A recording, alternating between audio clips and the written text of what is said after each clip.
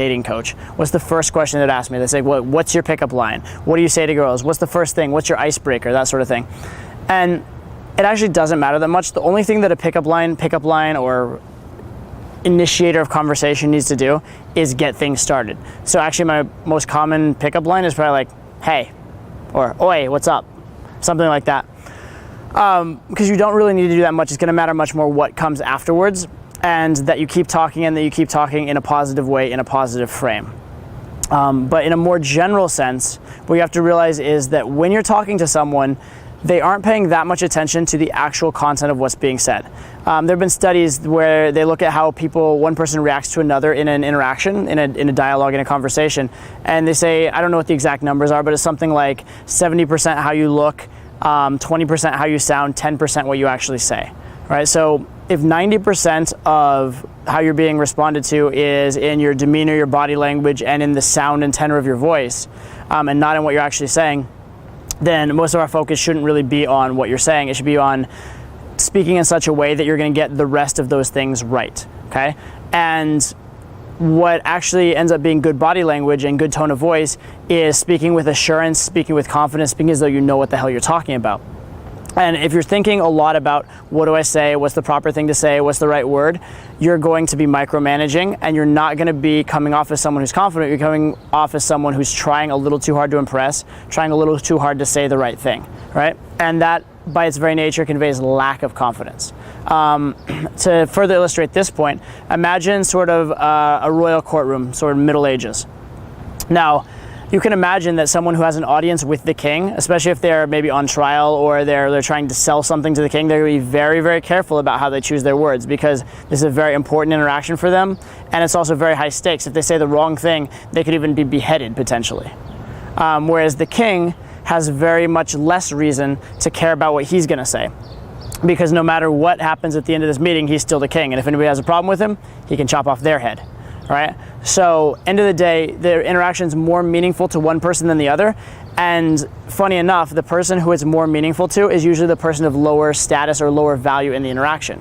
So, interestingly enough, when a guy goes into a conversation with a girl and he's trying very, very hard to garner her attention, garner her respect, say the right things to her, he's going to be coming off like that peasant in the courtroom who's trying a little too hard to say the right things, who's trying a little too hard to make his case.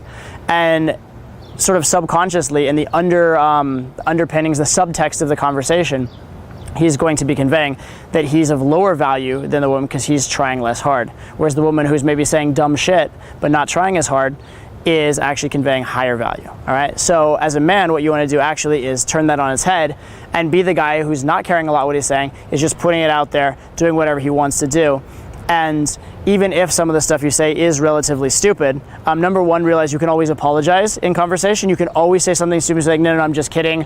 Oh yeah, so, yeah, right, so anyway, change the topic, that sort of stuff. You can always change it up. That's just an aside.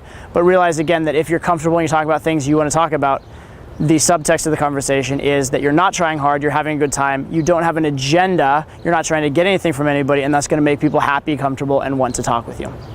A really good coach that I used to know in the pickup community, his whole phrase, in fact, his entire program for his live infield program was basically around the premise that there are three things you need to do in pickup, which are be loud, have fun, and keep talking no matter what. So let's talk a little bit about those. Number one, be loud. First of all, if you're having a conversation with someone and you're not being loud, if you're not being heard at the very least, anything you say is worthless. You can have the world's best pickup line. If it's not heard, it doesn't matter, right?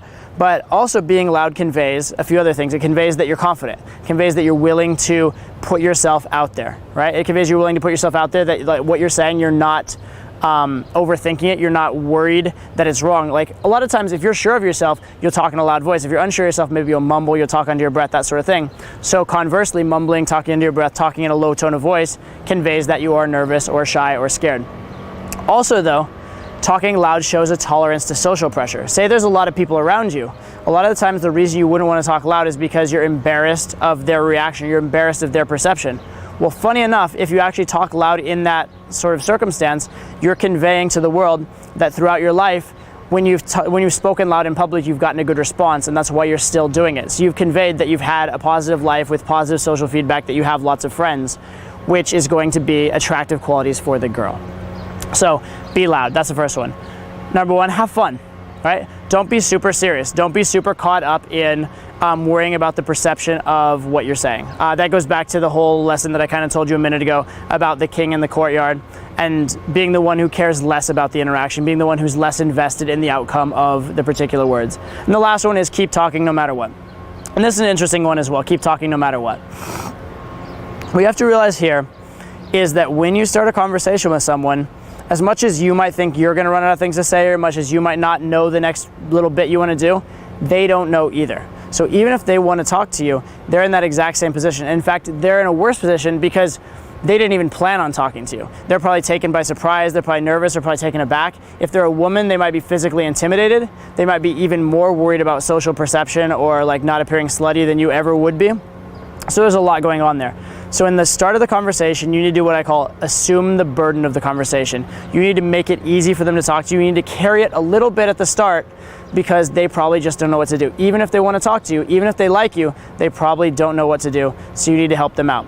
And then after the first like 30 seconds or minute of the conversation, once it's warmed up, then it's okay to ask them for a little bit of input. Then it's okay to have them contribute, and they'll be much more willing to because they actually know you and they've had a little bit of time to get to just sort of normalize and realize that they're in a conversation. It's normal. No one's trying to sell them anything, hopefully. No one's trying to, manipulate or trick them in any way or get something from them. Okay, so assume that burden. Keep talking no matter what, at least at the start. Now, later on in the conversation, you will want to leave silences, you will want to allow for some sexual tension, etc., those sorts of things. But early on, you have to assume the burden because most girls, and in fact most people, just won't for a stranger. So in a cold approach situation, you just have to, okay? So be loud, have fun, keep talking no matter what. Notice we haven't talked a lot about content because the content really doesn't matter. I've seen people open with things that are incredibly smooth and have it work. I've seen people open with things that are incredibly smooth and have the girl say, is that your pickup line? You practice this all day, you're trying too hard, because it's not in what they said, it's in the perception of how they're saying it and the perception of their agenda. Because language is factual, yes, logical, yes, but it's also emotional communication and it's communicating relationship, communicating the situation as you perceive it. If you are communicating that the situation is you're trying too hard, you want something from someone, they will be very, very leery. If you're communicating the situation is, I'm just having fun, I'm here, I'm positive, and ideally, I'm offering you an opportunity for a good experience. If that's what you really believe in your mind, that's what's gonna come out in your words. And in fact, this is kind of an aside, but it's related. I took a few acting classes when I used to live in Hollywood. And the interesting thing with acting is that if you try and convey an emotion in acting, like if you say like, you read a script and you're like, I should be angry here, and you try and act angry, it's gonna come off extremely fake and you're gonna be a very, very bad actor. However, the way to really be angry, or the way to really convey angry, is you read the script, you think of a bunch of situations in your life that are similar to that situation where you maybe had that emotion, and you try and get your physiology, you try and get your body to feel what you were feeling in those moments. And then you don't say the words trying to be angry or say the words trying to be sad, you just have the proper feeling in your body and then say the words as you, and it comes out the right way. It's the same thing when approaching a girl. If you want to know what to say, don't worry about what to say, worry about how you should be feeling and what you should be thinking. And what you should be thinking again is, I'm gonna be loud, have fun, keep talking no matter what. I'm offering value and this is going to be an enjoyable interaction and we'll see where it goes. Not a lot of pressure. If that's where you're coming from, the words that come out of your mouth are naturally going to convey that, and then they will naturally have almost no choice but to be good. So instead of working directly on the words, work on the attitude and let the words come from there.